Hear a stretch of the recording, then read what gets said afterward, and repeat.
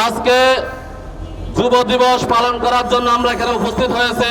আমরা জানি আমাদের এই প্রিয় বাংলাদেশে প্রায় 5.4 কোটি 59 লক্ষ যুবক রয়েছে এবং এই যুবকদের মধ্যে প্রায় 27 থেকে 28 লক্ষ যুবক আজকে বেকার এবং কর্মহীন। আজকে আমরা দেখতে পাচ্ছি আমাদের এই যুব সমাজকে নিয়ে কারো কোনো মাথা ব্যথা নেই।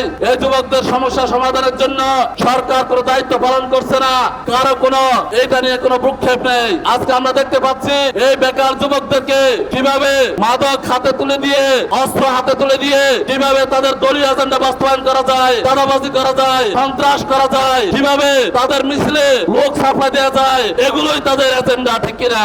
আজকে এই যুবকদেরকে প্রশিক্ষণ দিয়ে, আজকে যুবকদেরকে কর্মসংস্থানের ব্যবস্থা করে দিয়ে আজকে বাংলাদেশ সহ সারা পৃথিবীর উন্নয়নের জন্য যে ব্যবস্থা গ্রহণ করা দরকার সেই ব্যবস্থা গ্রহণ করার উদ্যোগ আমরা সরকারের মাধ্যমে আমরা দেখতে পাচ্ছি না।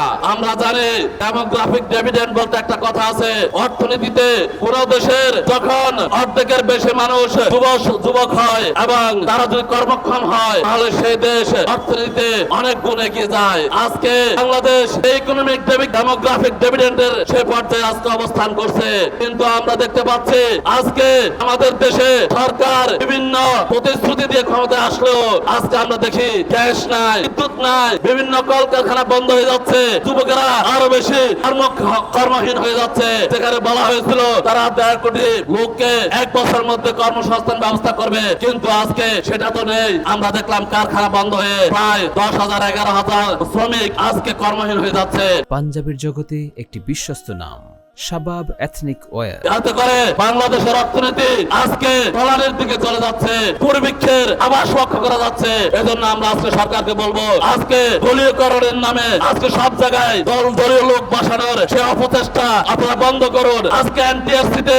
আজকে মেধার ভিত্তিতে কর্মসংস্থানের যে ব্যবস্থা ছিল সেটাকে আজকে দলীয়করণের মাধ্যমে আবার কমিটি বাণিজ্যের মাধ্যমে লোক নিয়োগের যে ফায়দা হচ্ছে সেটা বন্ধ করুন। অবিলম্বে আপনাদের প্রতিশ্রুত সে 1.5 কোটি যুবকের কর্মসংস্থানের ব্যবস্থা করুন এবং সন্ত্রাসের হাত থেকে, মাদকের হাত থেকে এই যুব সমাজকে রক্ষা করে এই যুব সমাজের আজকে 5.59 কোটি যুবকের প্রায় 11 কোটি হাতকে আজকে কর্মক্ষম করে গড়ে তুলুন। তাহলে পৃথিবীর মানচিত্রে বাংলাদেশ উন্নত এবং সমৃদ্ধ দেশ হিসেবে গড়ে উঠবে।